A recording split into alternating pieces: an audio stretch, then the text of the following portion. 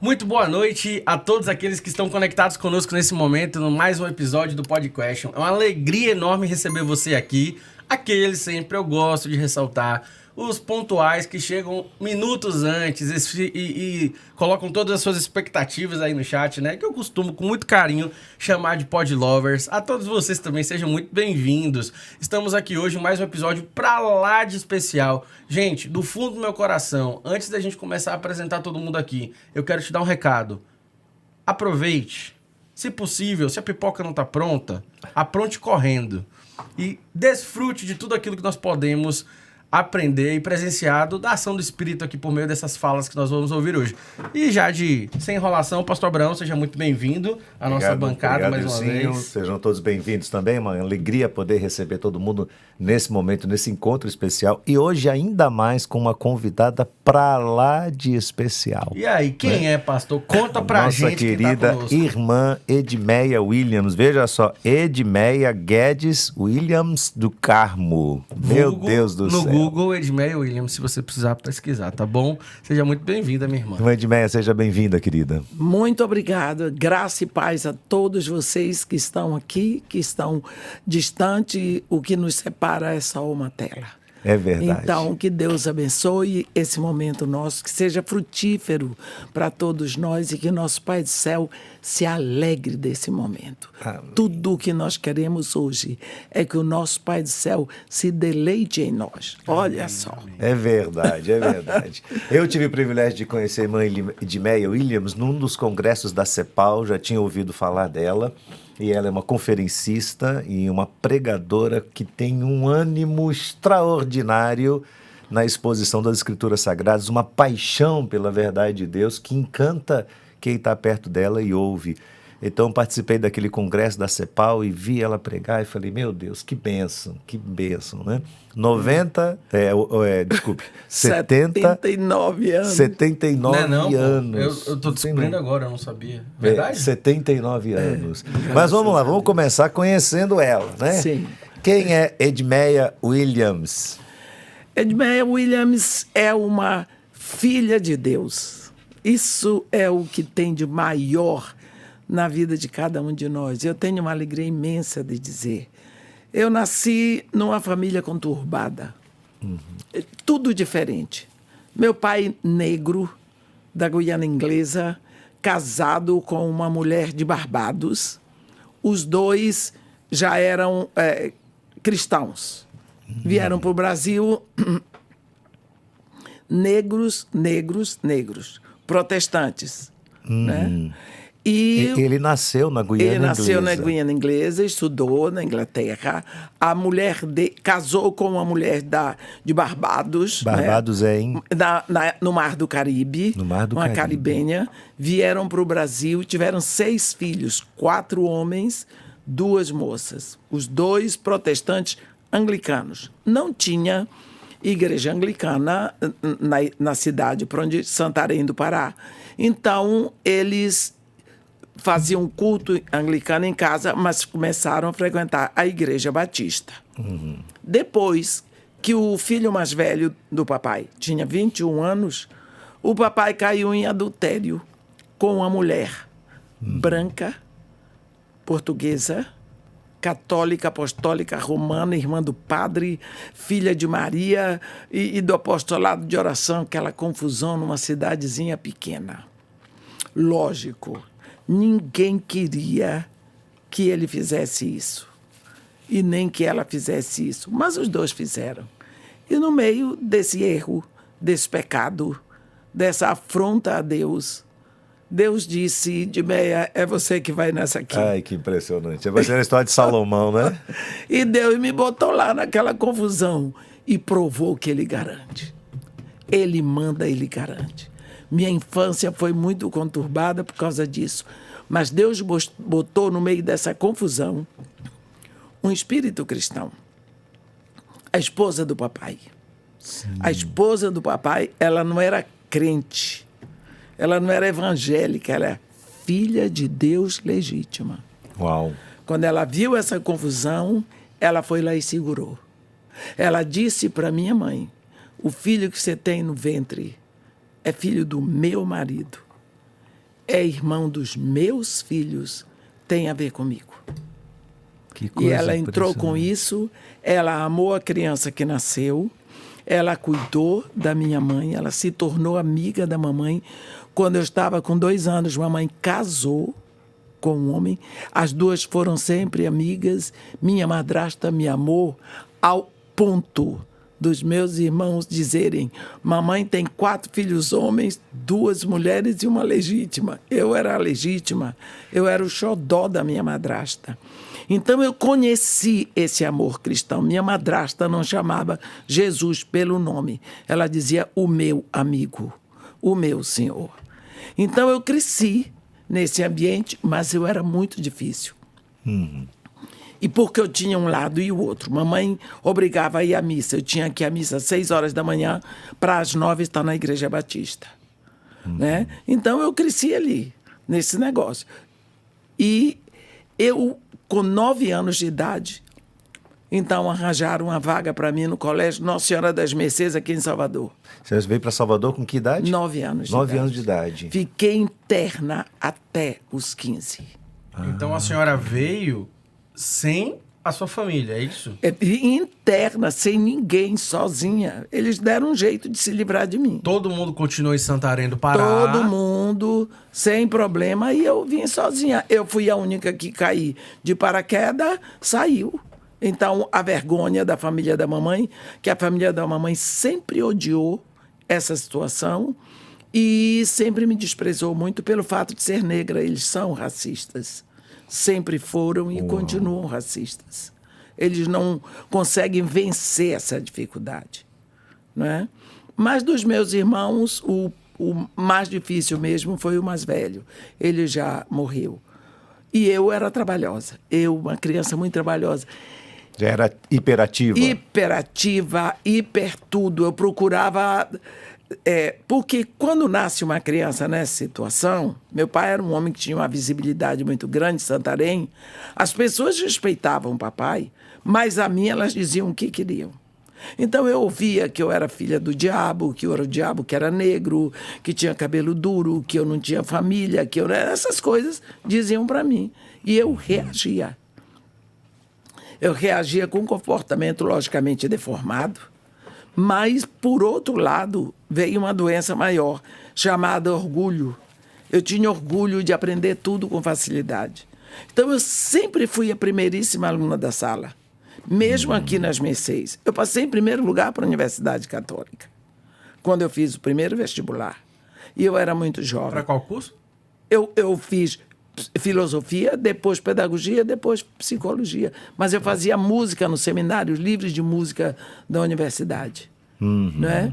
E depois eu fui dar aula na Casa de Itália.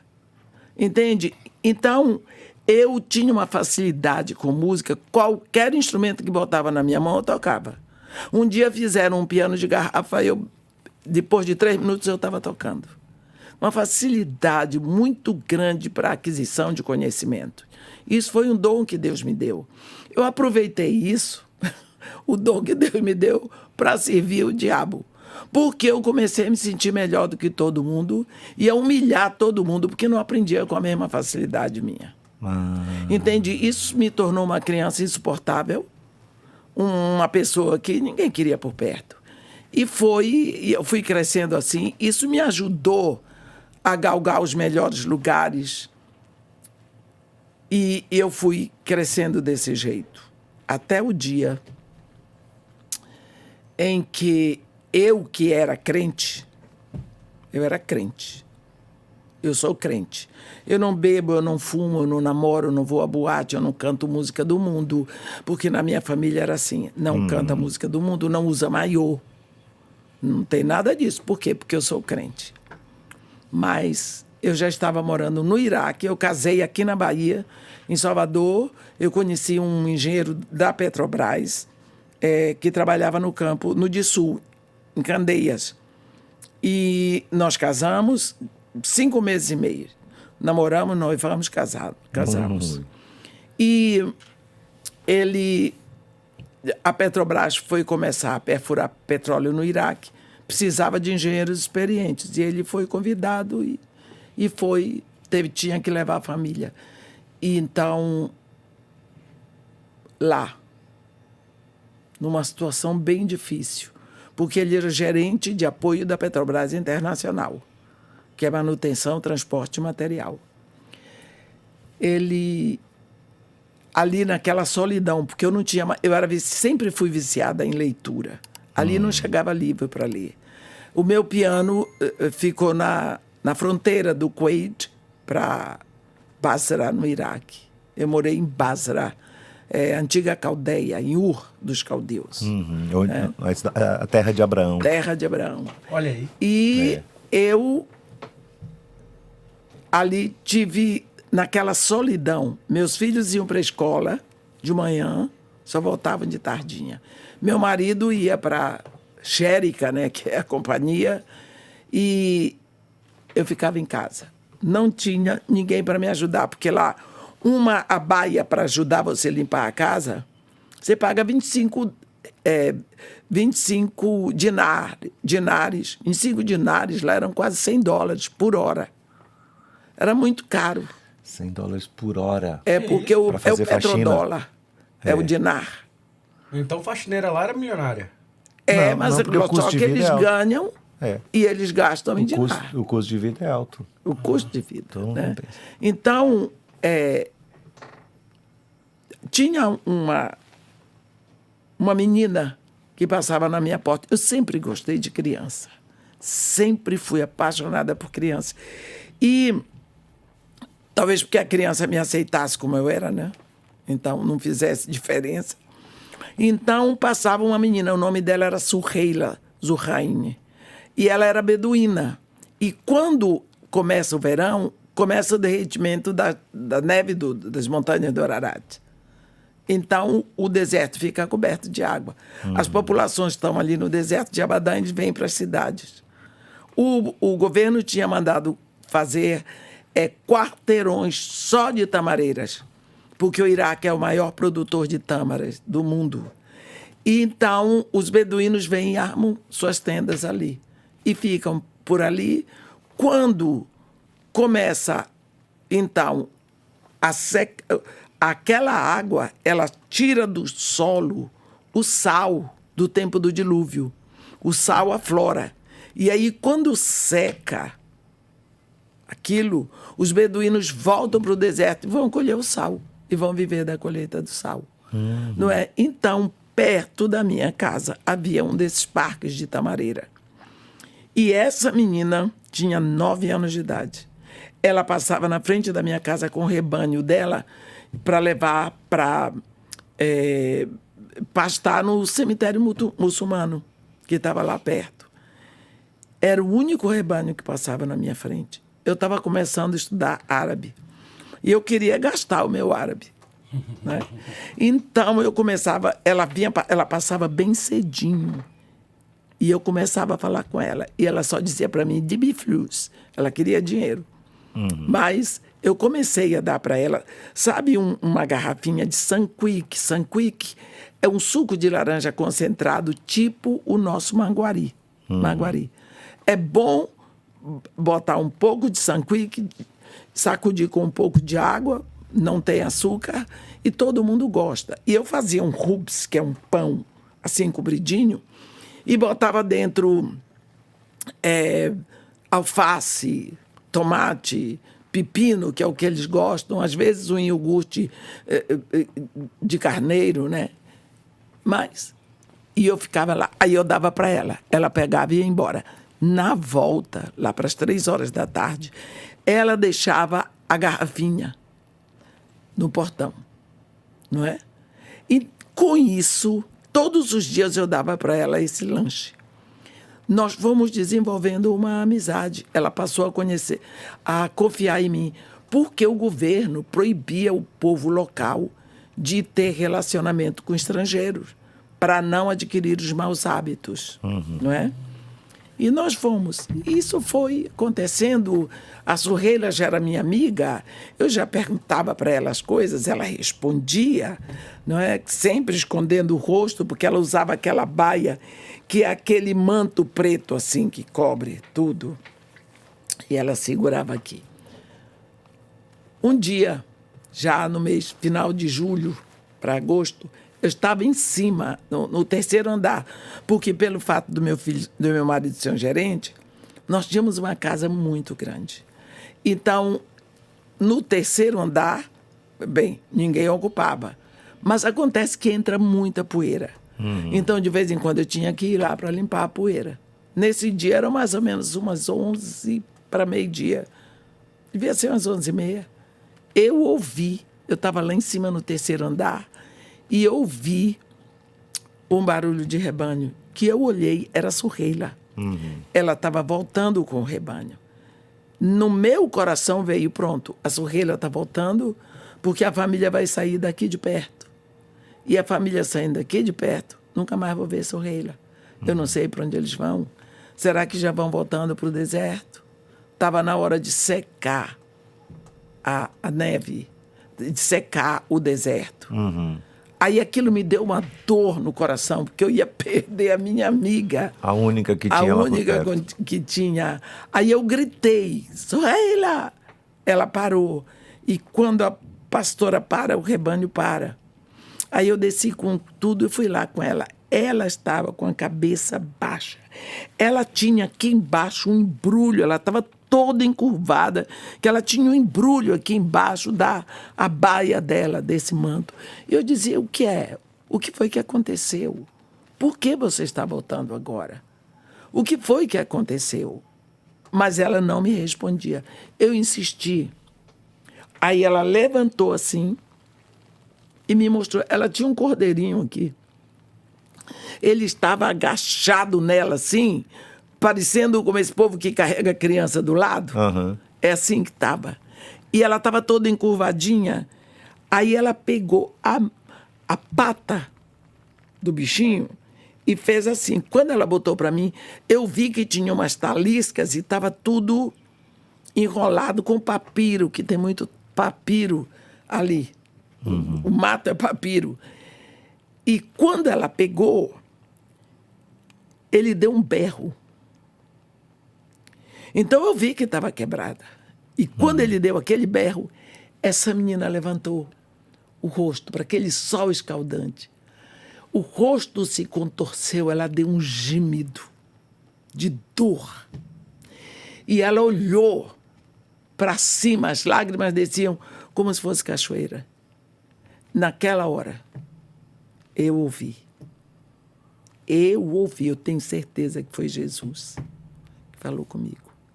Eu sou o teu pastor. Eu estou sofrendo a tua perna quebrada. Me deixa cuidar de ti.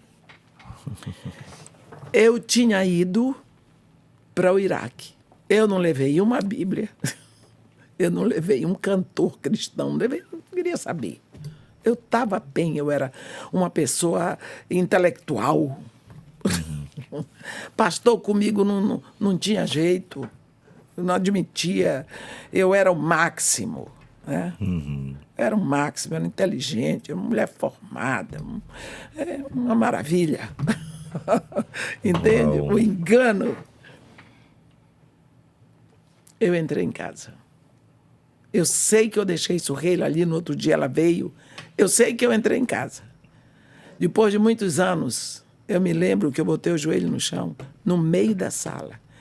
Eu disse, eu sei quem é o senhor. Se o senhor me levar para o Brasil, eu vou lhe servir para o resto da minha vida.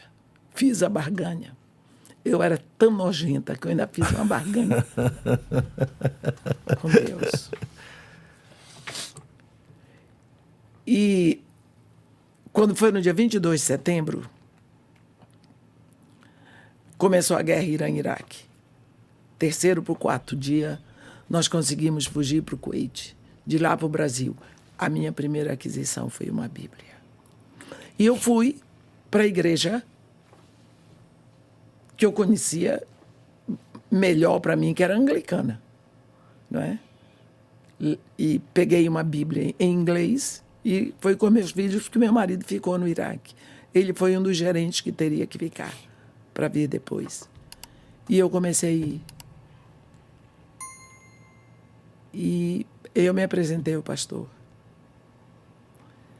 Olha, esse pastor veio diretamente do céu, de Deus, para mim. Ele era muito brabo. E eu precisava de um pastor brabo.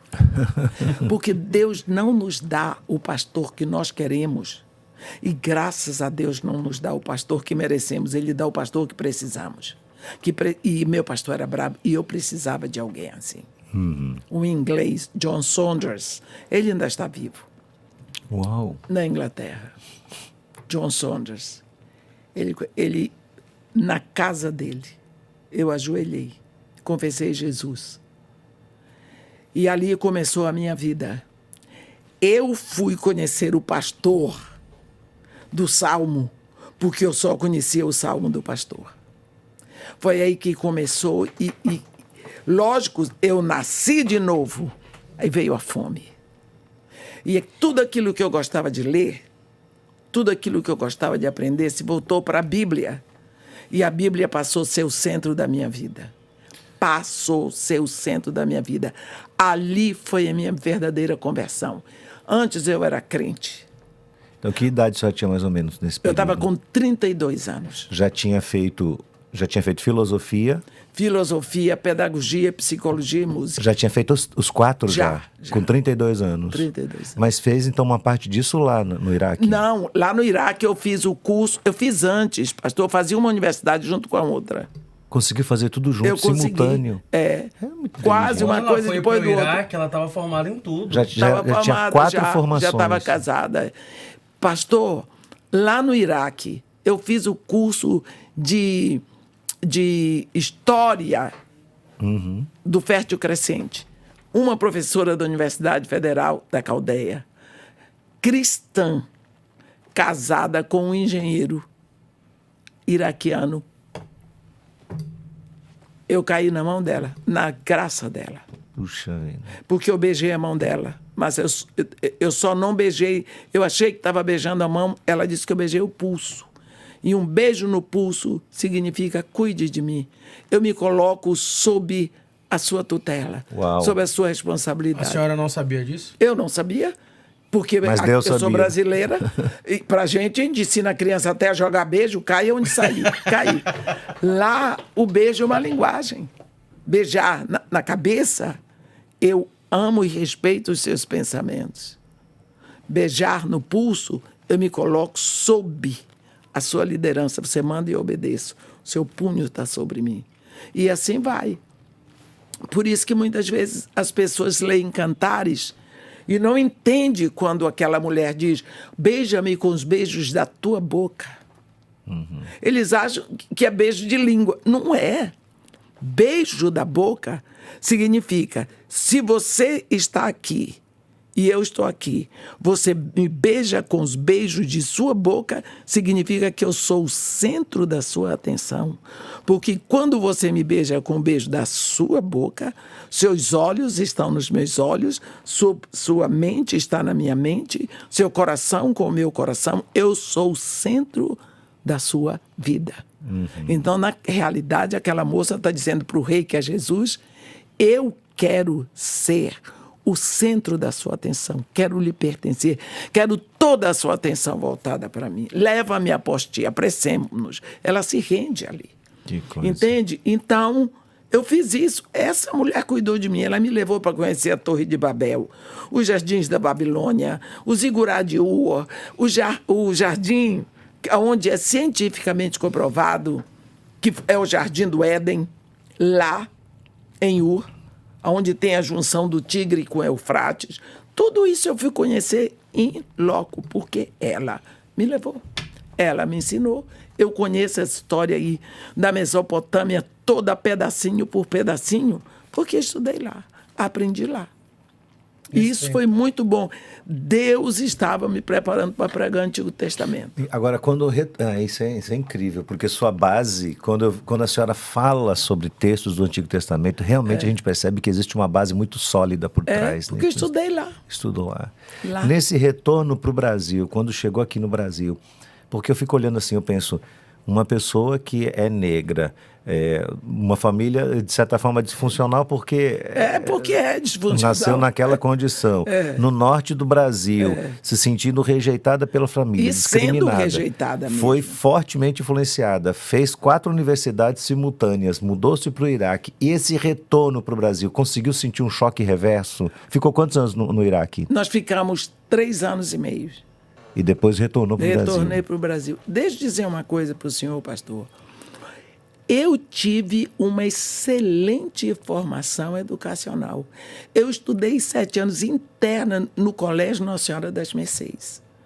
Eu não gosto que falem, que critiquem colégio de freira. Sim. Porque ali eu recebi o melhor.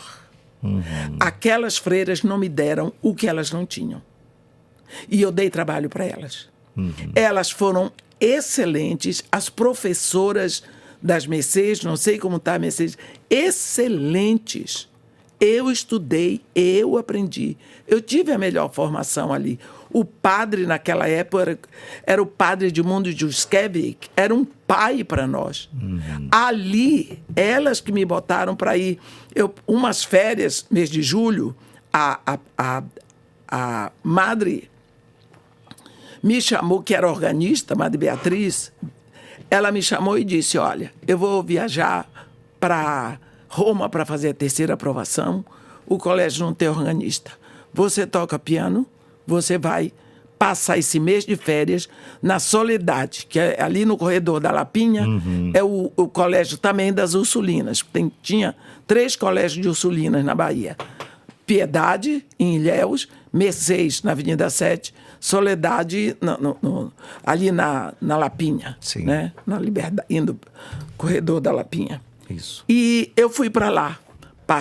Pastor, eu acordava de manhã, missa, café da manhã, sentava com Mère Marie Alexis, uma freira francesa idosíssima. Falava poucas palavras em português. Ela sentava comigo no órgão e ela me ensinava até 10h30, 11 horas da manhã. Ela descia, eu continuava. Vinha almoçar, 1h30 voltava para o órgão. Quando era 6 horas, eu estava na igreja junto com ela para começar a tocar as bênçãos. Em um mês, esta mulher me ensinou canto gregoriano. Ela me ensinou, porque o meu francês era fluente. Quantas línguas a senhora fala hoje? Inglês, francês, italiano, um pouco de árabe e português. O meu árabe é nós vai, nós vem. 5 línguas. O meu árabe é nós vai, nós vem. Mas não passa fome, né? Não passo fome e falo direitinho, principalmente os números. Só não sei ler nem escrever. Né? Então, essa freira me ensinou. Pastor, eu tocava todas as missas de todas e sei de cor os cantos no gregoriano. Então, porque eu passei a ser organista da igreja, o padre Edmundo Juskevich, que era o capelão das Mercês, ele era o capelão também do Exército. Mas ele era o que celebrava a missa domingo de manhã nos Aflitos, né? Ali. Sabe onde é os Aflitos? Sim. Então, pois é. Aí ele me levava com ele para tocar missa nos Aflitos. Eu saía tocando missa. Eu não me arrependo disso. Eu aprendi muito. Eles me ajudaram muito. Eles foram muito bons comigo. Não apenas as freiras, mas também o padre Edmundo. Eu tenho uma gratidão muito grande por isso. Por isso que eu não gosto que fale mal. Claro, ninguém fale mal. E de freira nem de padre. Né? Não tem dúvida. Eu sei. E graças a Deus eu não encontro muitas pessoas falando, mas se falar, eu fala não. Eu tenho gratidão. E nessa formação, foi uma oportunidade de formação, então a senhora passa esses anos aqui, faz as 4 universidades, casa-se, vai para o Iraque, passa esse período lá, retorna. Quando retorna, como é a sua vida? Vem morar na Bahia ou foi para outro estado do Brasil? Não, eu vim para o Rio de Janeiro. Já voltou direto para o Rio? Aí foi a minha dor. Meu marido era carioca. Ok. Eu deixei tudo pronto para voltar para a Bahia, porque a Bahia sempre foi o meu sonho, continua sendo. Continua sendo. Dá tempo de mudar para Salvador ainda, viu? E Deus não tem deixado. Mas Se ele deixar, tem igreja pra tu congregar aqui também, viu? não preocupa, não. Viu? Se Não ele aceita o outro. mandar, eu já tô por aqui. Sim, aí chegou no Rio, começou a se adaptar. Aí comecei, fui para a igreja, aí já fui me adaptando à sede, pastor, a fome da palavra. A fome, a fome, a fome. Um dia, o pastor... Aí começou aquela história, aquele drama. Eu sou anglicana, igreja tradicional, daquele jeito. E aí eu comecei a ouvir o povo falar num tal de... orar em língua, nunca tinha ouvido falar nisso. Expulsar demônio, nunca tinha ouvido falar nisso. Tá lá na Bíblia, eu comecei a ver, mas como é que é? Aí eu comecei a dar minhas fugidas. Aí eu ia para o pastor, pois ele pegou, escuta aqui, ó. Você está aqui. Eu sou o seu pastor. Se você sai por aí bebendo água suja, você quer ficar lá, você sai. Vai embora, não me volte mais. O pastor bravo que a senhora É o meu precisava. pastor que eu precisava. Sabe o que eu fiz? Eu fui embora. No outro dia eu estava lá. Graças a Deus. Eu dou graças a Deus até hoje que eu voltei. Ele olhou para minha cara. Eu disse para ele, eu estou aqui. Eu não vou sair, não. O senhor mandou, mas eu não vou sair. Ele disse, não. Se você quiser ficar aqui, para eu ser o seu pastor, você vai ficar. Agora você não vai em canto nenhum sem me avisar. Você não vai em canto nenhum. O que é que você quer saber? Eu disse, pastor, é esse negócio aqui. Eu vi, pastor. Pastor estava chorando dentro da igreja, chorando. Porque eu dizia assim para Deus, por que o senhor demorou tanto para me chamar? Porque o senhor deixou que eu andasse tanto perdida por aí, eu não orava, eu não fazia nada. Porque o senhor deixou que eu completasse 32 anos, eu não entendia isso. Aí, do outro lado, veio uma mulher, na igreja de Nova Vida da General Polidoro. Disse, olha, minha irmã, eu não sei o que é. Essa era uma oração minha com Deus. Mas Deus está mandando lhe dizer que não se preocupe com o tempo passado, porque Ele vai restaurar tudo que o gafanhoto comeu para você. Eu disse, como? Então, é uma ligação direta? Eu orei, Deus botou no coração dela. Eu fiquei impressionada. O pastor sentou, ele passou a manhã comigo e me deu um livro para eu ler, O Espírito Santo e Eu. Eu acho que o autor é Bennett ou Bonnet, eu não sei. Pastor, ali eu fui compreender. Ali eu me emociono só de lembrar. Que eu comecei a entrar nesse ministério do Espírito Santo. Eu cheguei em casa, eu sentei na beira da minha cama. Eu disse, Senhor Jesus, agora eu sei, o Senhor disse, é como o Senhor disse. Eu estou neste momento, Pai querido, lhe pedindo o Espírito Santo e agradecendo. Eu nunca mais vou lhe pedir, porque eu sei que é o que o Senhor quer dar. Então, se eu peço na terra aquilo que o Senhor quer dar do céu, eu ligo na terra, o Senhor liga no céu. Eu lhe agradeço pelo Espírito Santo. Nunca mais pedi. Domingo, cheguei na igreja, eu fazia parte do coral. O pastor estava pregando. E quando ele estava pregando aquele texto em que Jesus chega na casa de Simão, não é? Simão fariseu. Sim. E aí Simão faz aquela pergunta para testar Jesus, ver se era profeta. E Jesus disse, Simão, vês essa mulher? Porque é a mulher pecadora que chegou. Quando o pastor fez, vês essa mulher, ele apontou, ele não se lembra disso. Ele apontou para o coral para mim. Lógico que não foi só para mim, porque Claro. o coral... Mas na sua percepção foi Então, direto. pra mim. Vês esta mulher? Ali eu fiquei, parece que houve um clarão, a igreja pegou fogo, para mim era meu coração. Pastor, desse dia em diante, eu tenho certeza que eu não pude mais ficar em casa. Eu pregava na escada do prédio para as empregadas. Pastor, eu fui pregar no presídio, Aonde tinha lugar que me chamasse, eu ia. Eu não podia era ficar sem pregar. Acendeu um fogo dentro de mim, explodiu alguma coisa. Eu sou completamente fascinada pela palavra de Deus, pela pregação. Tire de mim o que quiser. Mas não tire a oportunidade. Mas não tire a oportunidade de pregar. E Por o isso seu que esposo, nessa época, ele acompanhava nisso? foi Isso não criou pior. um conflito, não? Foi ficando pior. Porque seu esposo não era cristão? Ele é... Ele dizia que era, mas deixa eu lhe dizer. As coisas, quando eu começam errado. Eu comecei a namorar com ele, eu queria saber se Deus queria, se Deus não queria. Gostei dele, ele gostou de mim, vamos casar. Eu queria um homem negro, que gostasse de música, que falasse outras línguas, que fosse formado, tivesse condição de vida, bom, papapá. Ele tinha tudo, que fosse bonito. Ele era lindo. Pronto. Aí eu fui casar. Só que na hora de casar, o padre só fazia casamento, tinha que ser na igreja católica, porque nenhum pastor ia me casar. Como que ia casar assim? Eu não queria saber. Aí, sabe o que eu fiz? Ele disse, não, quero casar na igreja católica, que eu sou católico. Ele disse, ele foi sincero. Eu não era nada, por isso que eu estou dizendo. Eu era crente, mas eu não era nascida. Eu não era discípula de Jesus Cristo. Eu era uma evangélica. Eu não era discípula de Jesus Cristo. Jesus Cristo mandou fazer discípulos.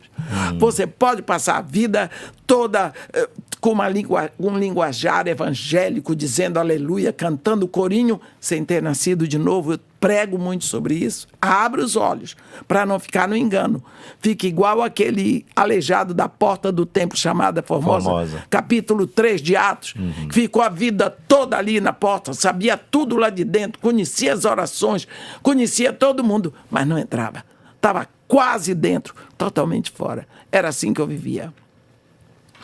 Fomos lá. O padre, para fazer o casamento, precisava de ter certidão de batismo de crisma. Eu não tinha. Eu não tinha. E aí? E aí, chamei uma amiga minha que tinha dificuldade para entrar na universidade, não conseguia passar no vestibular. Eu disse para ela, a gente faz uma troca. Eu faço vestibular com o seu nome. Você batiza e crisma com o meu. Ah, certinho. Toda desenrolada. Toda No mau Império sentido. das Trevas. Mas é bem isso mesmo, é na porta chamada Formosa ali. Né? Império das Trevas.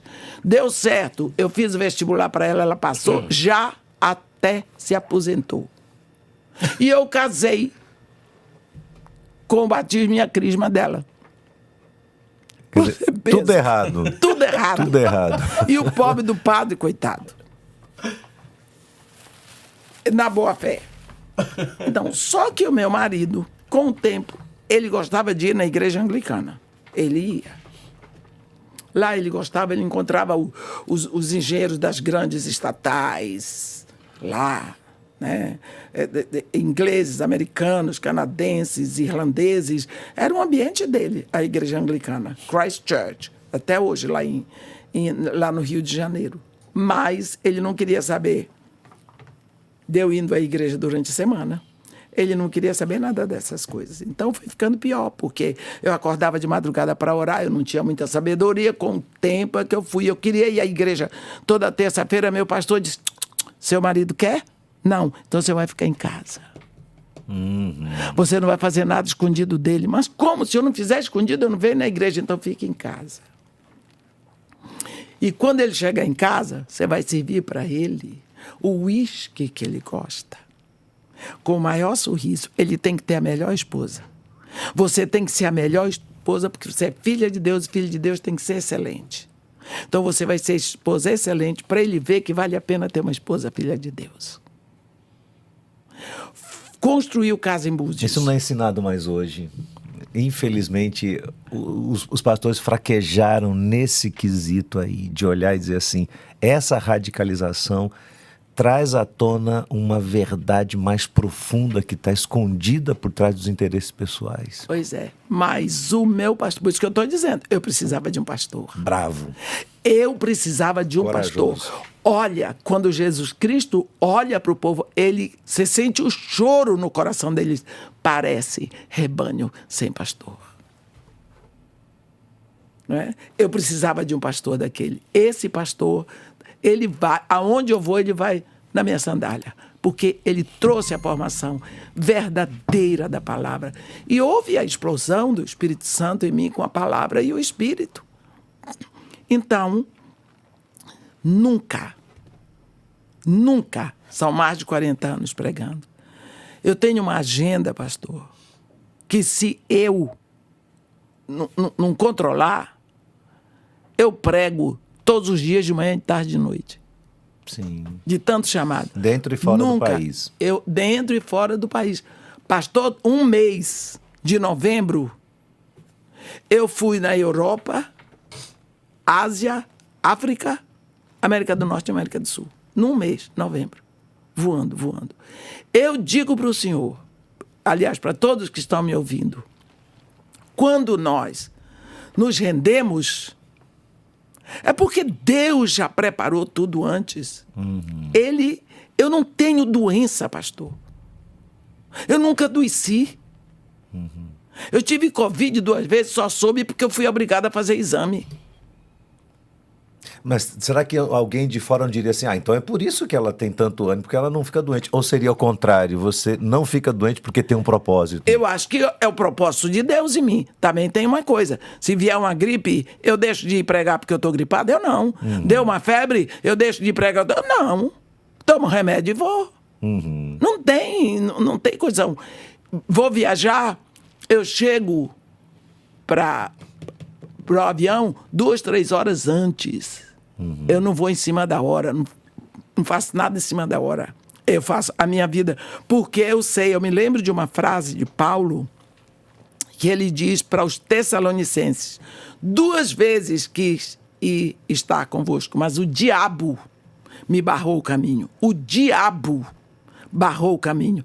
Se o diabo barrava o caminho de Paulo, não vai querer barrar o nosso.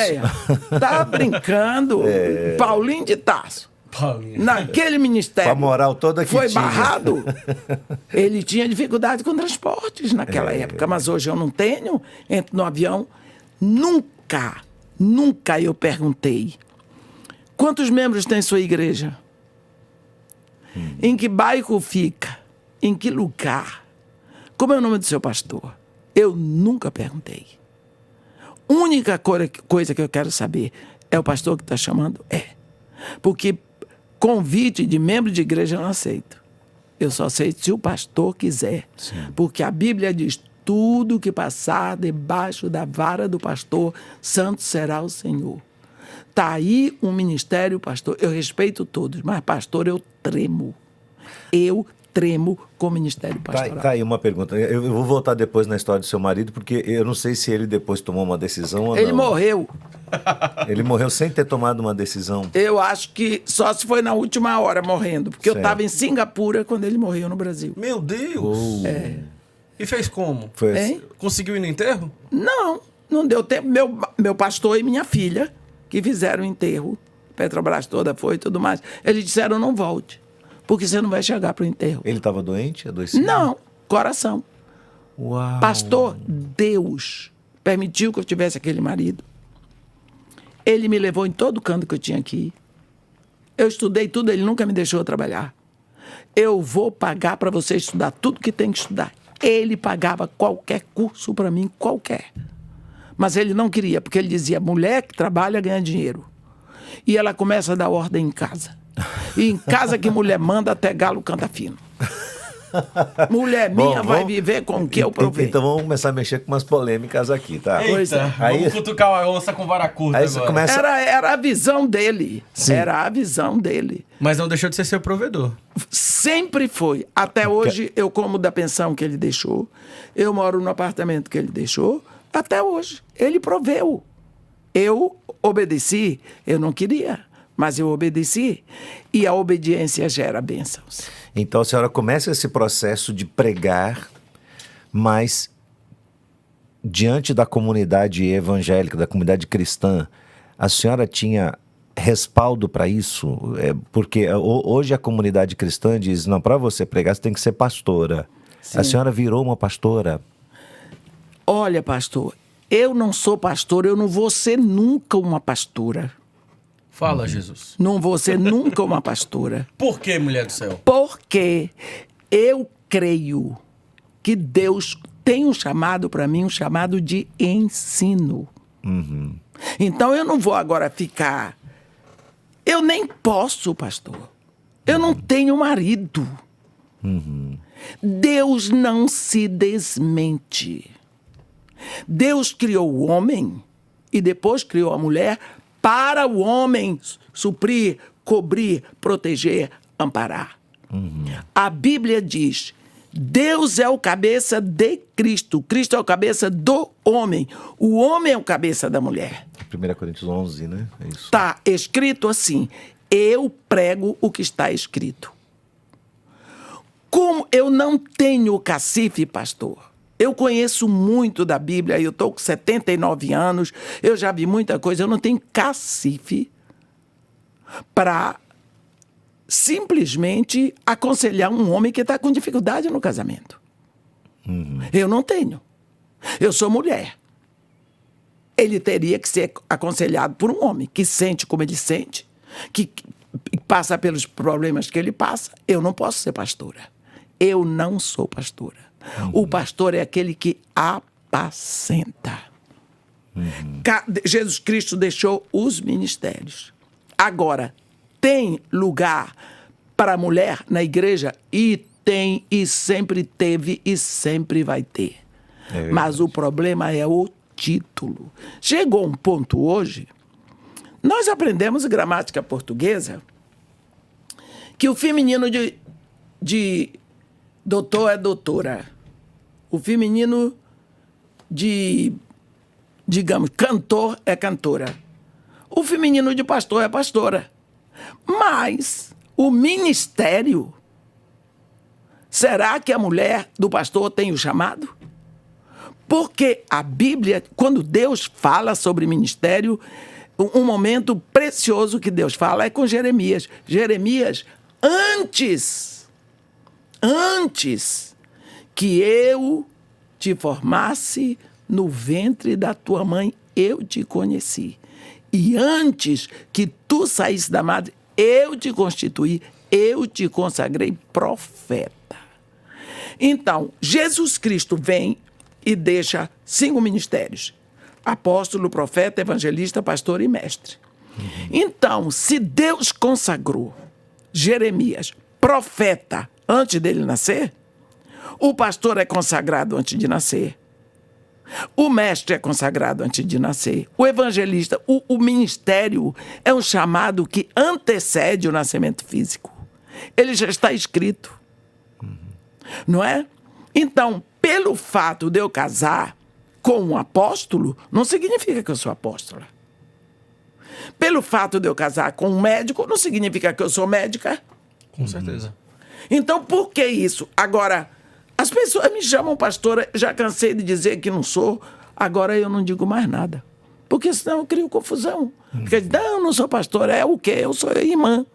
O pessoal rejeita. O meu título é irmã Edmeia. Por quê? Jesus Cristo veio para nos fazer filhos de Deus. Todos nós somos irmãos. Eu fico impressionado com isso. Porque valoriza essa questão da irmandade em Cristo, da fraternidade. E o Espírito Santo é o Espírito da comunhão. Olha, quando se fala de pastor, eu ponho o pastor num patamar. Eu vejo assim, a Bíblia diz lá em Apocalipse 13 que adorarão a besta todos aqueles cujo nome não está escrito no livro da vida do Cordeiro que foi morto antes da criação do mundo. Então, antes da criação do mundo, tinha um Cordeiro. Então, Deus já era pastor. Antes de tudo, Deus se apresenta como pastor. Pastor. Depois você vai ver primeiro sangue derramado na terra. Primeiro mártir da terra para os céus. Um pastor. Pastor Abel. Foi martirizado porque agradeceu a Deus, porque valorizou a salvação. Um pastor. Depois Deus vai chamar Abraão pastor. E aí vem Isaac, pastor. E aí vem Jacó, Pastor. pastor. E daqui a pouco vem Moisés. Davi. Moisés teve que ser pastor É. antes de pastorear. Eu acho lindo o estágio de Moisés, 40 anos no deserto, pastoreando ovelhas que não eram dele. Para ficar 40 anos no deserto, pastoreando o rebanho que não era dele. Foi só isso. Pastor Moisés, pastor Davi. Davi era pastor, não era um guerreiro, era o pastor. E defendia as ovelhas Exato. com unhas e dentes. Conexão com Deus o tempo todo. E Jesus Cristo nunca se disse, eu sou apóstolo, eu sou profeta, eu sou evangelista, mas ele disse, eu sou o bom pastor. Pastor que dá a vida pelas ovelhas. Então, eu tenho...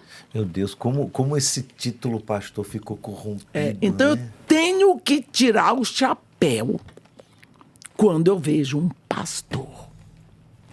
E vou dizer, a gente anda por aí, mas é o ministério mais difícil de ser encontrado hoje. Mas eu conheço pastores. Graças a Deus eu conheço pastores. É verdade, que bênção. Então eu tenho um respeito, um carinho, uma admiração muito grande. Eu observo muito pastores. Queria aproveitar essa sua fala para perguntar. Porque a senhora tem oportunidade hoje que nós aqui não temos. Se for comparar o tanto que ela roda o mundo. É, claro. A senhora tem encontrado gente fiel a Deus no pastorado? Ah, tenho. Mas tem encontrado mercenário também. Ah, né? os mercenários é o que mais tem. Então eu procuro focar no que é bom. Sabe, quando a gente quer encontrar podridão, a gente encontra. Mas no meio dessa confusão, a gente tem que ver o que é bom. Deus tem homens fiéis, santos, hoje, que servem de exemplo para nós. Pastores. Mas, irmã Edmeia, eu só estou provocando, tá? Estou sendo provocativo. Uma mulher poderia lhe ouvir e dizer assim, mas se Deus pode usar um homem, e o homem em valor é semelhante à mulher, claro, diante de Deus são iguais, por que a mulher não poderia ser pastora? Não, acontece o seguinte, a mulher pode ser pastora, sim, mas ela precisa saber que ela é mulher. Ela Logo, precisa saber que é mulher. E para ela ser mulher, ela deve estar submissa. Ela tem que estar submissa. Quem é que está? Quem é o marido? Você pode admitir a sua pastora ser casada com um homem que nem crente é? Quanto mais Não, discípulo sob de Jesus qualquer Cristo. hipótese. Então, tem todo esse... Não, e é realmente algo estranho, porque eu já me defrontei com situações como essa, em que o marido não tem um ministério, não tem um chamado, Exato. a esposa se torna pastora, então a Bíblia diz que dentro de casa ela está sujeita ao marido, mas na igreja o marido está sujeito a ela. Quer dizer, ela tem uma confuso vida aqui, isso. outra vida ali? Não existe isso. Eu sinto muito, porque eu conheço mulheres aí que têm o coração no reino, a vida no reino. Mas eu digo que a pessoa define a sua vida, seu ministério, no dia que casa. Casou errado, arrebentou. Pode ser que haja um milagre. Deus é Deus de milagres. Mas ninguém dá conta disso, não. Enquanto eu fui casada, eu não podia abrir a boca para pregar. Meu marido não admitia. Foi quando ele morreu. A notícia chegou no Regiai de Singapura, em Tanglin, mais ou menos umas 10 horas da manhã, que me chamaram lá. Que eu fui, na hora, eu caí no chão de joelhos, chorei. Senti pena dos meus filhos que estavam ficando sem o pai. São quantos filhos você tem? 2. Eu tinha, a menina morreu depois. Uma viúva chora primeiro a orfandade dos filhos. Ela chora primeiro isso. Isso é uma experiência que eu tenho. Só depois eu fui chorar a viuvez. Então, e ali eu fiz um voto com Deus. Senhor, conversei e disse, eu estou entregando para ti todos os minutos de vida que eu ainda tenho. Quero te pedir hoje, pela tua misericórdia, pelo sangue de Jesus Cristo, nunca mais eu venha a casar. Eu não quero mais, eu tomo essa decisão hoje. Em diante. Todos os meus dias para o reino. Eu não me arrependo, eu tenho alegria com isso, porque eu sabia o quanto era difícil. O Paulo diz lá em Coríntios, né, que aquele que é casado cuida das coisas Exato. da vida, de como agradar o seu Exato. cônjuge, mas aquele que está livre, ele Eu pode tô cuidar das coisas do eu Senhor. estou livre. Olha, eu posso sair daqui de Salvador e ir para Toronto. Eu só tenho que dizer pro meu filho, estou indo para lá. Eu posso ir para a Índia, estou indo para lá. E daí? A casa, eu pago o condomínio, a luz, o gás. Acabou. Eu estou livre. Eu não tenho. A mulher tem que cuidar da casa, dos filhos, do marido, das coisas deste mundo. A gente tem que ver coisas que são práticas. Uma mulher foi feita para...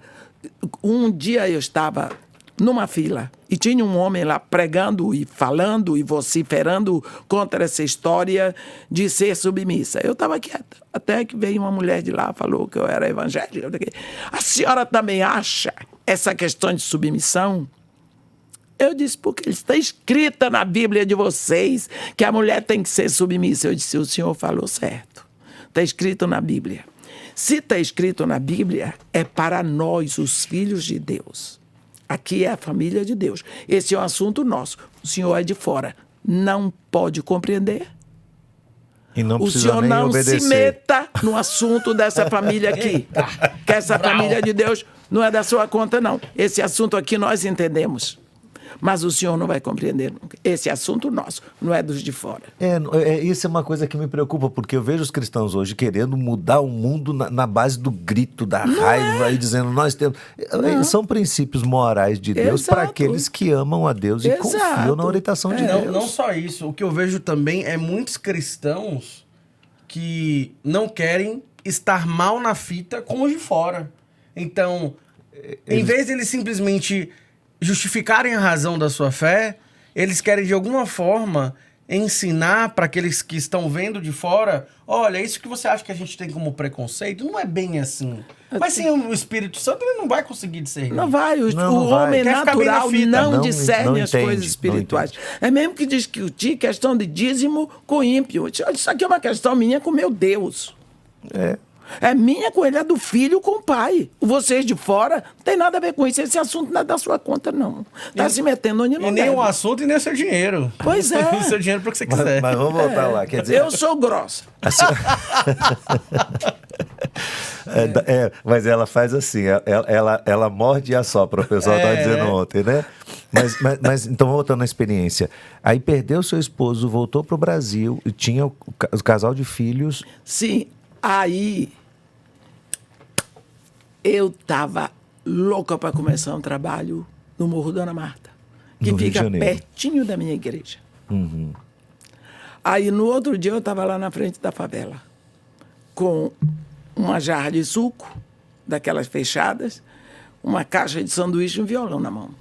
Eu não tinha como subir o Morro Dona Marta, porque era o quartel-general do Comando Vermelho. Ninguém subia, nem descia, nem polícia, porque estava numa guerra lá do Cabeludo e o Zaca, lá dentro. Então ninguém subia, nem descia, eu fui lá para frente. Crianças ficam brincando ali na pracinha. Aí eu comecei a cantar. Eu me lembro da primeira música. Alegria do Senhor, a nossa força é. Alegria do Senhor. Aí as crianças começaram a achar que eu era doida. Aí começaram a chegar perto, foi meio perigoso. Por que a senhora está cantando? Eu disse, porque me deu vontade de vir para a pracinha cantar. O que é essa caixa aí? Eu disse, é caixa de sanduíche. Para quê? Para quem quiser cantar comigo. Isso aqui é suco para quem quiser beber. Mas como é que a gente vai cantar? Eu disse, eu ensino. Quer tentar? Aí comecei. Cantei 3 vezes, fiz a oração e nós lanchamos. Marcamos o encontro para o outro dia. E assim eu ia marcando. Todo dia tinha mais crianças.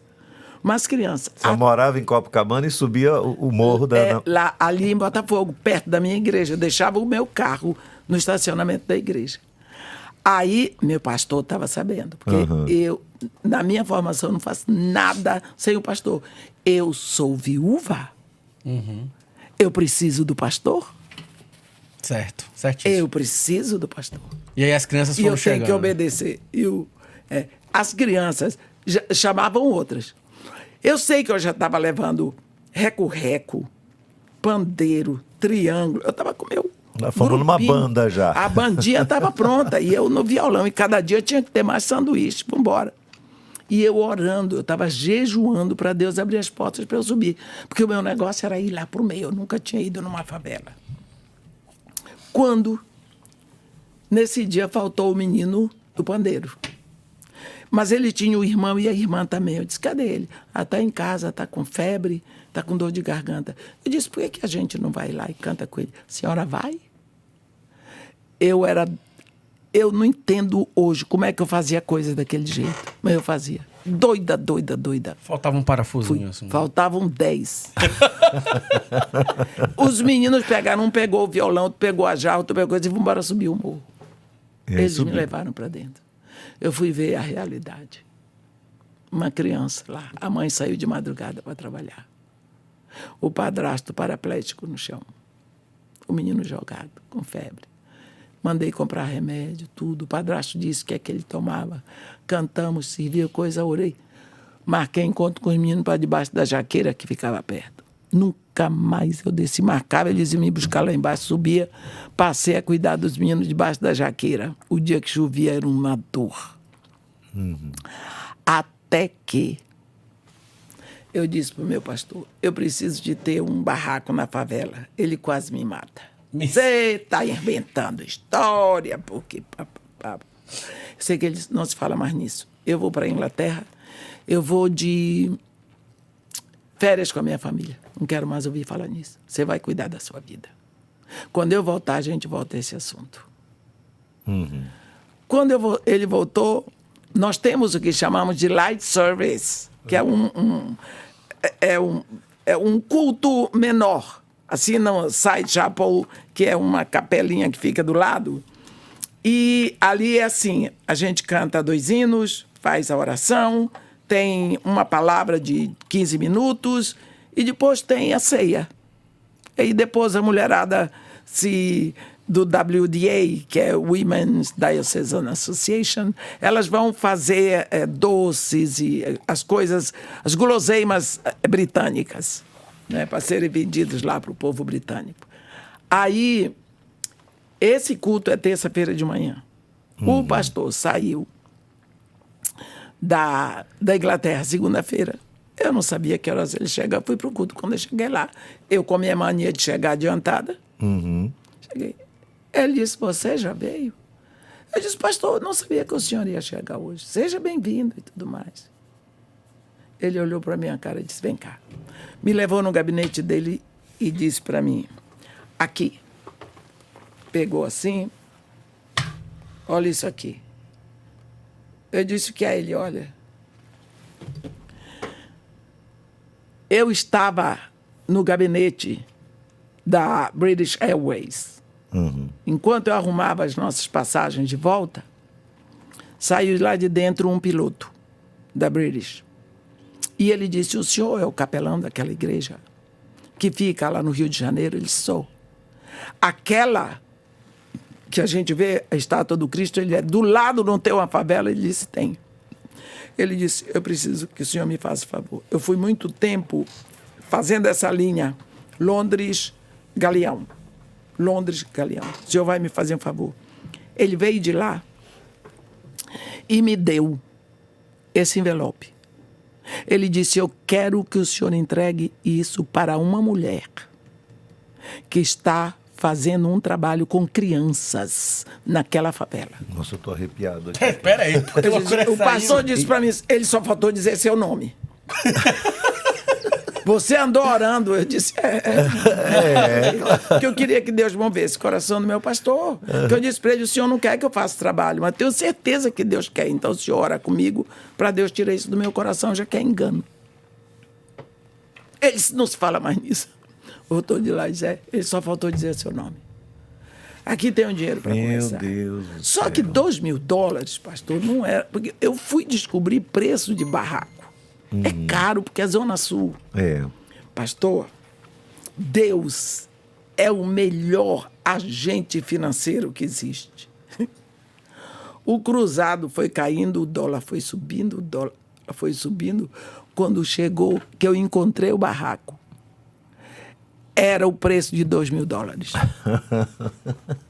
Era o preço de $2.000. Deus moveu a economia brasileira para fazer caber no barraco na Santa Marta. Aí tá certo. Fui, levei o homem lá, seu Deu carro. tempo você trocar pelo menos o dólar ou você pagou em dólar Não, eu mesmo? deixei com o meu pastor, porque dinheiro na mão da gente que vive no meio de pobre. Não, Ia dar necessidade. cesta básica para todo mundo e não ia Todo comprar mundo. sede. Aí eu levei o seu Carlos lá, o meu pastor pagou a ele e pronto. Aí faltava os 20% que tem que dar para a Associação de Moradores.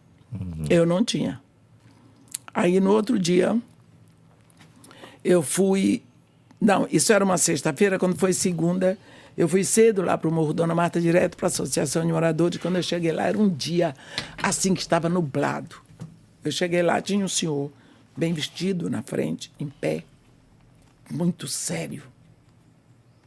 Seu Moacir. Eu não o conhecia. Aí, calça social, camisa social, sapato de couro. Ele estava lá. Eu disse para ele, bom dia. Ele disse, bom dia. Eu disse, eu gostaria de saber com quem que eu podia falar aqui para resolver um problema. Ele disse, a senhora é Edmeia Williams. Eu disse, sou. Ele disse, a senhora comprou a casa do seu Carlos. Eu disse, foi. Ele disse, eu já sei. Eu disse, pois é, eu queria saber pelo seguinte, porque eu sei que tem que pagar 20% do valor do barraco para a Associação de Moradores, mas acontece que o dinheiro todo que tinha eu paguei. E eu queria aqui alguém que me ajudasse a dividir esses 20% em muitas prestações para que eu possa pagar todo mês. Ele disse, não vai pagar nada. O presidente da associação sou eu. Eu disse, eu muito prazer, mas fiquei com uma alegria. Mas eu sabia que o presidente tinha outro nome. Ele disse, esta madrugada, mataram o presidente, a esposa dele e a secretária, que é minha filha. Meu pai do céu. A senhora não vai pagar nada. Eu disse para ele, olha, eu só posso orar pelo senhor, agradecer ao senhor pela sua bondade e dizer que eu sinto muito que isso tudo tenha acontecido. Quando eu saí de lá, eu pensei, Senhor Jesus, o senhor precisava permitir isso tudo para eu não pagar os 20%. Não fala isso não. Aí começou o trabalho ali dentro. Comecei o trabalho. O barraco dele era de madeirite, era de 2 andares, balançava todo quando eu subia. Botei uma mesa lá em cima, tudo, e comecei a fazer o trabalho. Primeiro fazendo grupos de oração com as mulheres, porque eu achava o seguinte, pastor, que 5 anos eu dava o morro todo convertido. Mas é bom trabalhar nessa perspectiva, né? Assim, Eu quero esse morro Nessa todo hora tinha convertido. caído mais 3 parafusos, mas Deus estava no comando. Pastor, foi tudo mais. Quando é um dia, minha filha já tinha morrido. Minha filha morreu. O que aconteceu? 1 ano depois do meu marido, ela teve lúpus, eritematoso sistêmico, 1 semana. Que idade ela morreu. tinha? 24, era advogada. Meu Deus. Meu filho entrando na universidade. Meu filho disse, mamãe, é 1 ano. Porque foi no mesmo mês que meu marido morreu, depois de 1 ano. Em 1 ano, a nossa família está reduzida A 2. a 50%. Meu início de ministério, eu vou dizer, viu? Se eu fosse o diabo, eu fazia a mesma coisa que ele fez. Eu vejo assim, tudo para eu desistir. Tentou te conter de todo Tudo jeito. tentou, mas eu tenho um grande defeito, que veio a ser uma grande virtude. Eu sou teimosa. Isso. Teimosia, para mim, é perseverança. A diferença é que a perseverança é com uma boa intenção. É pro bem. É para o bem. E a teimosia te bota em confusão. Exato. Aí, eu viajei e fui para uma igreja presbiteriana do Calvário, em Sorocaba. Lá tem um ônibus que vem de Foz do Iguaçu, que ele passa lá num horário que, se tiver vaga, a gente vem nele direto para o Rio. Ele chega 4 horas, 4h30 da manhã. Chegava no Rio, não sei agora. Tomei esse ônibus. Quando eu cheguei, eu fui direto para o morro, que eu gostava de estar lá antes de 5. para orar, eu orava com o povo que descia, eu abençoava o povo, eu era a mulher doida. Aí eu cheguei lá, procurei o barraco. Cadê o barraco? O barraco não estava. Pastor, no meio de todos os barracos, o barraco tinha caído assim. Meu Deus. Eu olhei aquilo e disse, não acredito. No meio de todos os barracos, só o meu caiu. Pastor, eu larguei a mala assim, subi uma escadinha, mas eu chorava. Toda a dor, perda do marido, da filha, de tudo, eu chorei ali, envergonhada para ver onde estava o meu ego. Que autoridade eu vou ter para pregar o Deus do poder? Se a minha filha morre, o barraco, no meio de todos os barracos, é o único que cai. Como que eu vou dizer que o Senhor me ama? Que o Senhor me mandou?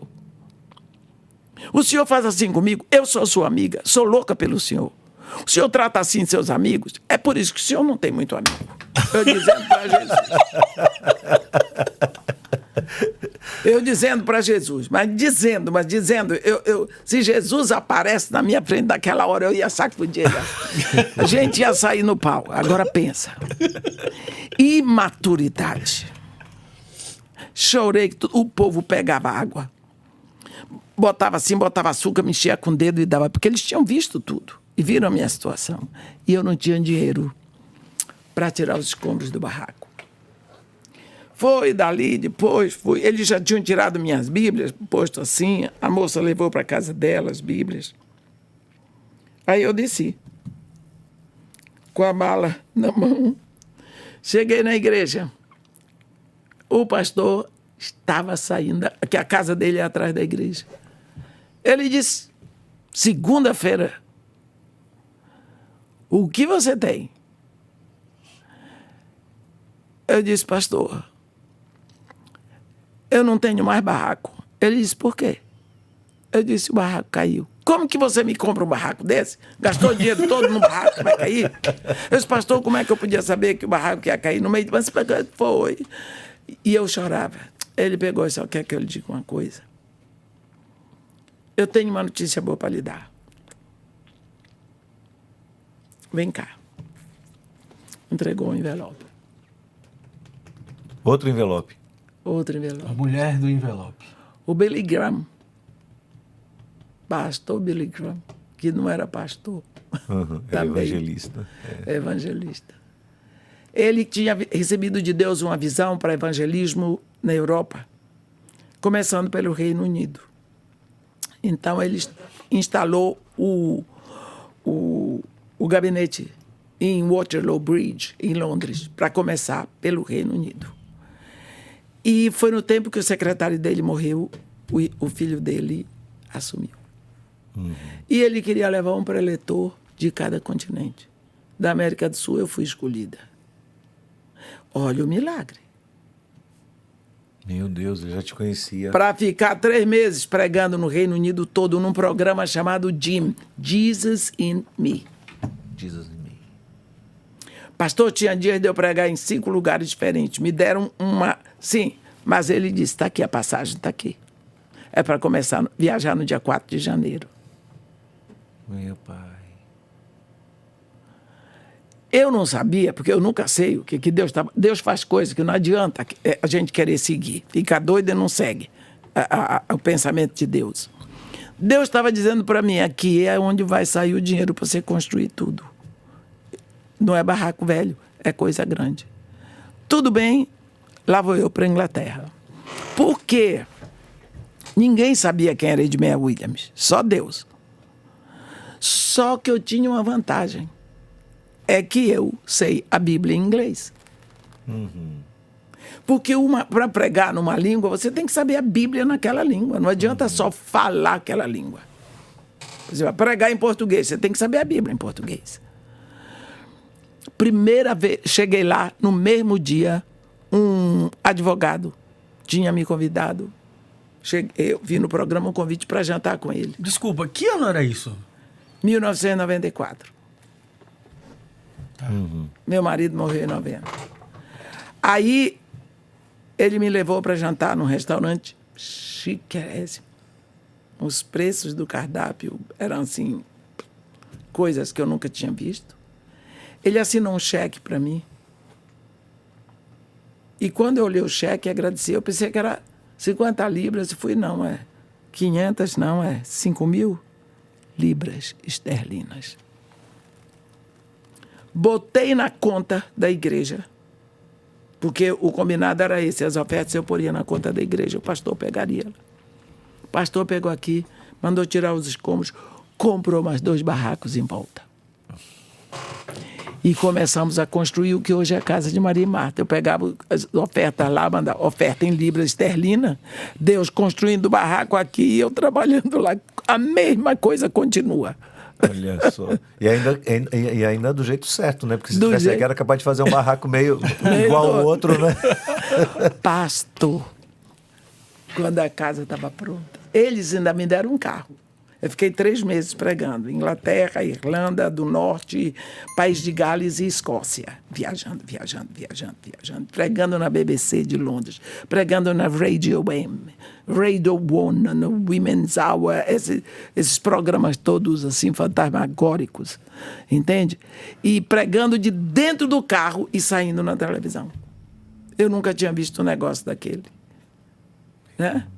Aí, pastor, no dia que foi para inaugurar a casa de Maria e Marta, eu tinha mandado botar pitada toda de branco, com as janelinhas e as portas azuis. Botei umas plantinhas caídas assim para ficar a casa. Aí eu peguei, fui para lá à noite, pastor, passei a noite fazendo. Sabe como é festa de pobre? Uhum. Tem feijoada, tem macarronada, tem munguzá, tem tudo, tem de tudo. E eu estava fazendo bolo, eu tinha 2 fogões, o forno funcionava e uma boca.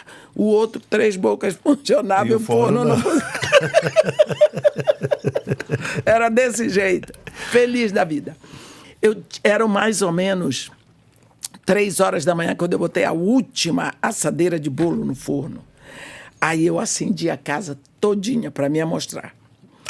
Aí eu desci, subi. Eu não sabia, eu estava subindo a mesma escada aonde eu tive aquela briga com Jesus. Olha, que... Aí eu disse, Senhor Jesus, olha que coisa linda, a casa estava toda iluminada. Olha aqui, Senhor Jesus, tudo aqui é seu. Tudo aqui é seu. Tudo. Cada criança que entrar, cada grão de feijão, cada grão de arroz. Ô, Senhor, que coisa linda. Olha como está linda. Hoje a festa vai ser sua. Uhum. Todo mundo que entrar aí vai festejar o Senhor. O Senhor é o dono da... Aí comecei. Quando eu parei de falar isso, eu ouvi a mesma voz que falou comigo no Iraque, junto com Soheila. Como eu te daria esse prédio se eu não removesse o barraco velho? Eu não construo sobre estruturas rotas. Aí eu disse, Senhor, esqueça tudo que eu disse aquele dia. Não leve em consideração, me perdoe a minha ignorância. Mas eu entendi ali que aquele barraco velho representava Edmeia. Ele queria fazer uma obra nova. É isso mesmo. E os fundamentos tinham que ser deles. Não eram os meus fundamentos, da minha inteligência, da minha cultura, o fundamento era dele. E até hoje ele está construindo. Como é hoje o projeto? O que tem hoje lá exatamente? O que é que funciona? Olha, que horário? É o seguinte, as crianças... Lá é assim, tem creche lá embaixo. Normalmente a mãe, a grande maioria, não tem marido. Então ela pare a criança e depois bota numa creche. Ela vai trabalhar e pega de tarde quando volta. Só que no ano da criança fazer 5 anos, não pode mais ficar na creche. Então, quando a criança vai ficar mais solta. Sim. Também entrei aí. A criança vem, todo mundo vem de manhã. Chega lá, faz a oração, toma café. Quem vai para a escola de manhã, desce. Quem não vai, fica. Eu tenho as professoras, elas vão sentar para fazer o dever. Enquanto estão estudando, fazendo deveres, são tiradas em grupos para aula de computação. É de 6 em 6, que eu tenho 6 computadores. Computação, estudo, aula de ensino religioso, oração, aula de música, aula de dança. Eu tenho o dia que tem a coreografia deles. Quando é lá para 15 para meio-dia, começa a servir o almoço. Faz a oração, come, desce para a escola. É hora de lavar os pratos, que a turma que estava na escola vai subir. Vamos fazer a mesma coisa. Lá pelas 4h30 para 5 horas, tomo o lanchão. Quem está na escola e quer, sobe lá para fazer o lanchão. Eles vão indo para os seus barracos, é hora que as mães já estão chegando. E nesse, Quantas crianças tem hoje? Desculpe. É 78. 78. e nesse processo, o acesso da senhora e da equipe no morro em relação ao tráfico? Todo mundo que trabalha lá, com exceção de 2 meninos, o professor de informática, que é de lá, mas agora casou, está morando fora, e o professor de música, que não são de lá, o resto tudo é de lá. Então, a senhora é conhecida por todo mundo lá. E a senhora, no caso, empregou as pessoas de lá? Todo mundo. Todo mundo. Eu trabalho com o povo de lá dentro, porque eles conhecem toda a situação, tudo. Eles sabem o que fazer. É melhor trabalhar com a pessoa local. E eles são ótimos. Esse trabalho tem Instagram? Tem Sim. Qual é o Instagram dele? Edmeia Williams Oficial. Edmeia Williams Tocando- Oficial vai sim, tá no aparecer meu lá. canal. Marta. E eu achei interessante porque a gente sempre fala de Marta e Maria. E o projeto chama Maria e Marta. Marta, Então explica por quê. É porque Maria é fé, Marta, obras. Pronto. Então, a fé tem que vir a antes. fé vem antes das obras. Muito bom, fantástico. A gente já está com um horário bem avançado, mas eu queria lhe fazer uma outra pergunta. Por que não às 10? A gente podia ir aqui até mais longe, né? O Brasil tem sido um país assim de convivência muito complexa. Eu diria que nós estamos desenvolvendo um antagonismo diante das posições polarizadas, politicamente falando, e que tem colocado grupos afins em confronto o tempo todo. A senhora começou aqui dizendo que veio de uma família negra e que sofreu o impacto disso na sua infância. O que a senhora tem para dizer sobre racismo hoje, dos dois lados, e como a igreja deve se posicionar diante desse assunto, que é um assunto bastante indigesto, difícil de ser tratado? Olha, nós quando olhamos para o início da igreja, para mim o exemplo maior é a igreja de Antioquia da Síria, né? Ali, a Bíblia diz assim, havia na igreja, Atos capítulo 13, havia na igreja de Antioquia profetas e mestres. Aí diz, Barnabé, Simeão, por sobrenome Níger, Lúcio de Cirene, Manaém, Colasso de Herodes, o tetrarca, e Saulo. Era a liderança. E servindo eles ao Senhor e jejuando, disse o Espírito Santo, separai-me agora a Barnabé e a Saulo para a obra que eu tenho para eles. Então eles jejuando e orando e puseram sobre ele as mãos e os despediram. Vamos ver quem eram esses líderes da igreja. Barnabé, primeiro, Simeão, o Níger, era negro. O nome já diz, veio da Nigéria. Lúcio de Cirene era negro porque ele era sirineu, ele é negro. Dois negros. Quem era Manaém, que a Bíblia diz Colasso de Herodes, o tetrarca? Era um filho sem pai. Exato. Um órfão. Um filho ilegítimo. Ilegítimo, que foi criado como irmão de criação de Herodes.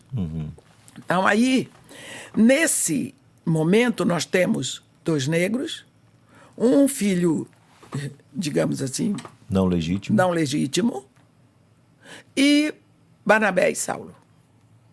Então, eu vejo um momento que a gente tem que olhar. Extraordinário. Extraordinário. Quando Jesus Cristo já estava naquela situação que tinha apanhado muito para ir para o Calvário, tiveram medo que ele não chegasse vivo lá. Pegaram um negro, né? Um sirineu. Simão Sirineu. Era um negro para ajudar. As mãos que foram impostas sobre Barnabé e Saulo foram 2 mãos, foram 4 mãos negras. Os negros. Essa questão de racismo, ela vem da alma do homem no pecado. E o racismo, às vezes, nós pensamos que é só do branco contra o negro. Não é. Não é. O negro tem racismo contra o branco. O negro tem racismo contra o índio. O índio contra o negro. O oriental tem racismo contra branco, negro, mas então essa questão de achar ele é pior não é só questão de raça, é uma questão da alma do homem caída. A velha natureza. É da velha natureza que está. Então, nós precisamos crescer. Então, nós temos que buscar diante de Deus, porque Deus, quando vem, Jesus Cristo diz: todo o poder me foi dado nos céus e na terra. Ide.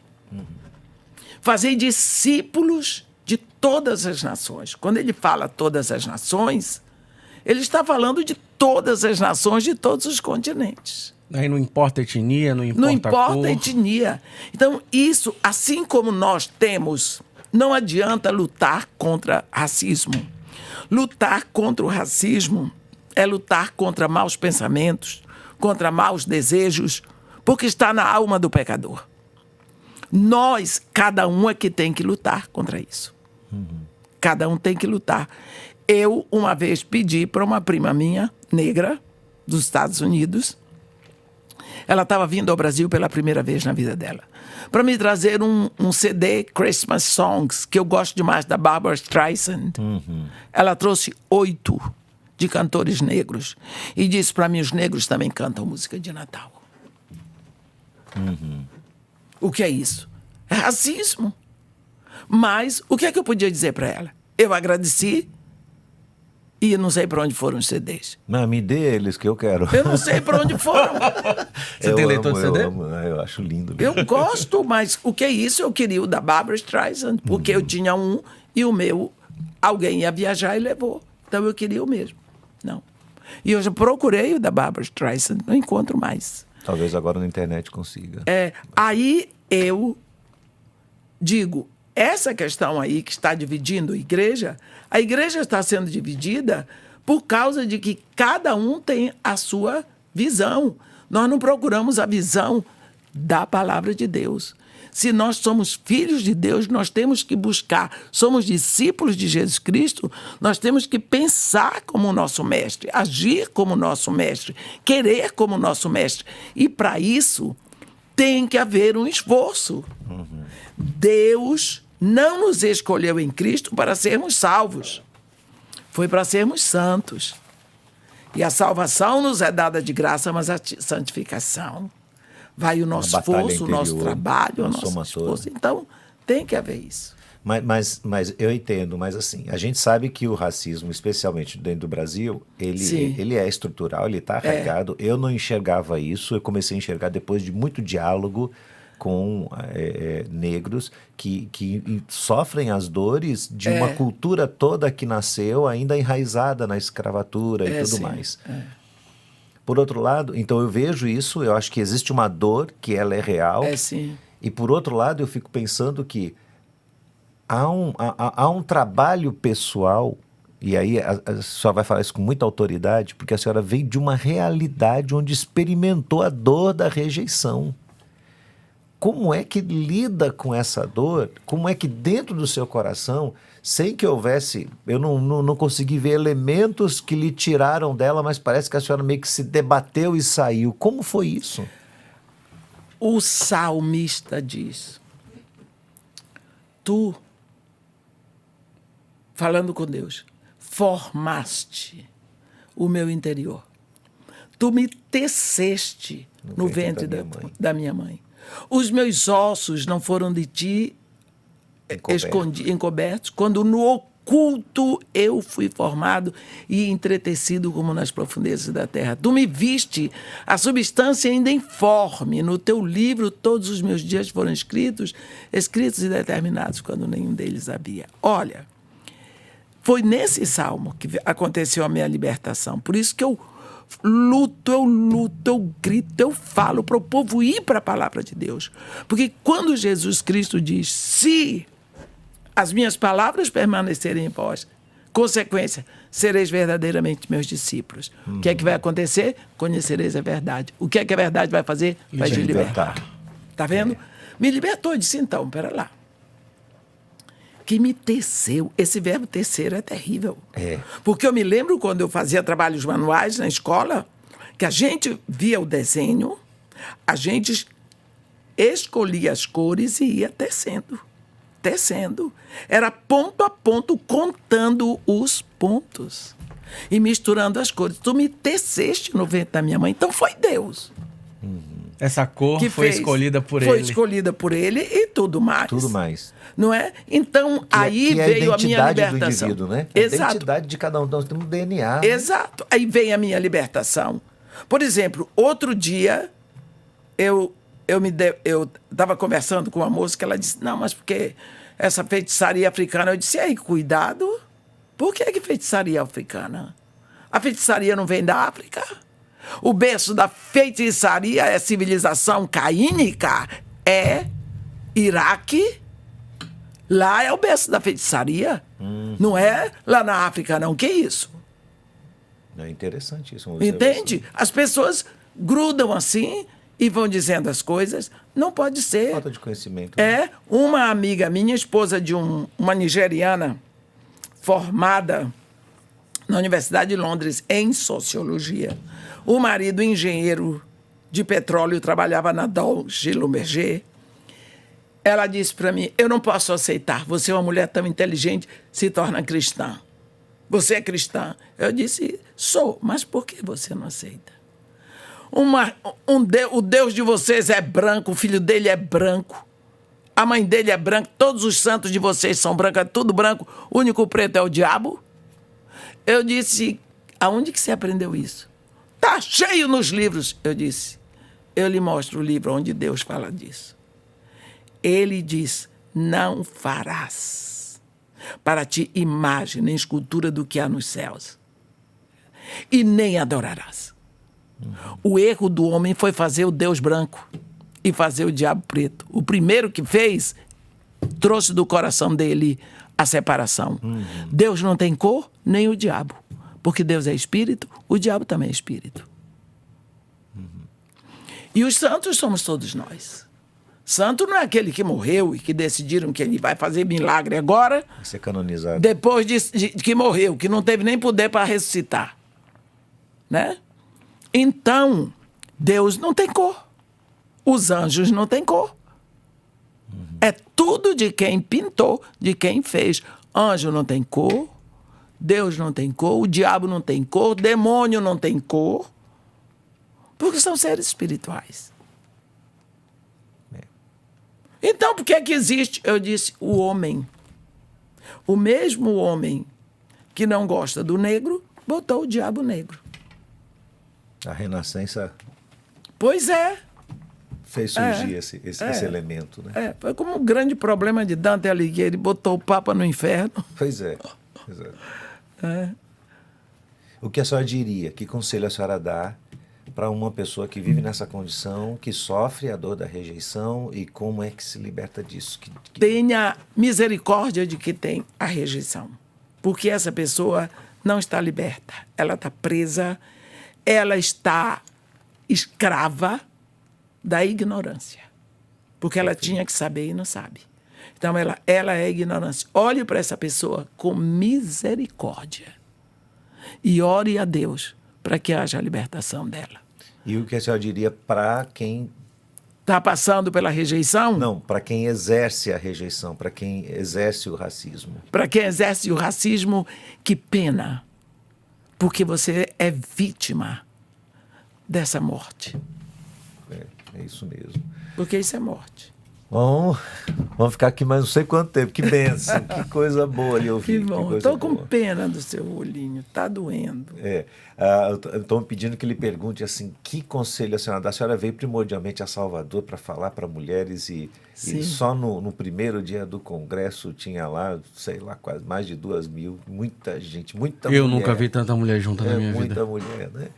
E a senhora tem andado pelo mundo inteiro falando às mulheres, resgatando muitas delas e valorizando. Chamando todo mundo para a palavra de Deus, que é palavra. tão libertadora para a mulher. O que a senhora diz para as mulheres hoje? Dê uma palavra fechando assim. Eu quero dizer para você, minha irmã, que você levante os olhos e veja no seu coração e diga, Senhor, obrigada, porque de uma forma maravilhosa tu me fizeste. Tu nem precisaste sujar a mão no barro. Tu me tiraste do material burilado. Obrigada por tantas coisas que tu botaste em mim. Te agradeço pelos meus seios. Te agradeço por não ter barba. Te agradeço, Senhor, pela minha voz. Te agradeço porque eu represento no mundo o teu sonho. E o teu sonho é a noiva para teu filho. Eu represento a igreja. Te agradeço por esse privilégio. E te peço, ó Pai, que tu recebas todo o louvor do meu coração. Uau, muito bom. Eu tô com dificuldade de falar hoje, eu Tá duro confesso. aqui hoje, Eu viu? confesso que eu tô com dificuldade de abrir a boca, né? Mas minha irmã, obrigado por essa rica oportunidade, né? E imagino que a irmã tenha muito mais até consciência do que eu disse. Não é... Às vezes as pessoas criam expectativa. Nossa, porque ela é uau. Não é... É uma questão de relacionamento, né? O uau é o relacionamento. É anos de relacionamento. E é acessível a todo aquele que recebeu de Cristo, né?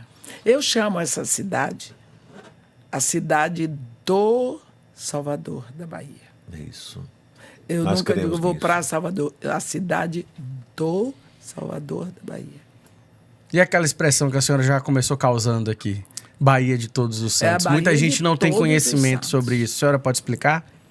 Porque é o nome. Bahia de Todos os Santos. Eu levo isso, não tem nada a ver com santos, santos, santos.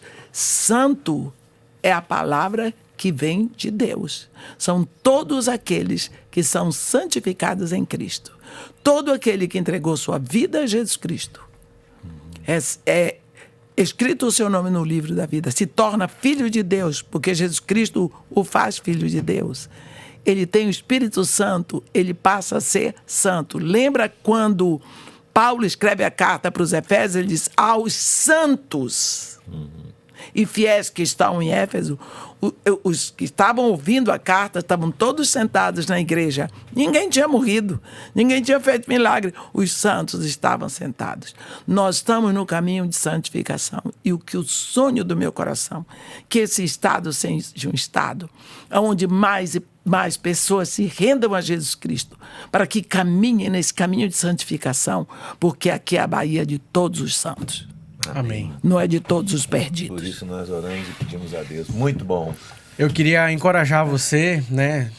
A gente está tendo esse episódio hoje do podcast, e aí você talvez tenha desejo, curiosidade de conhecer mais da Edmeia ou ouvir o que ela ministrou durante esses dias de congresso. Então eu queria desafiar você, nesse mesmo canal, YouTube, IBAN Salvador, o Congresso de Família desse ano de 2023, você pode encontrar todos os episódios lá. E eu queria encorajar você a isso. Certamente você sairá diferente.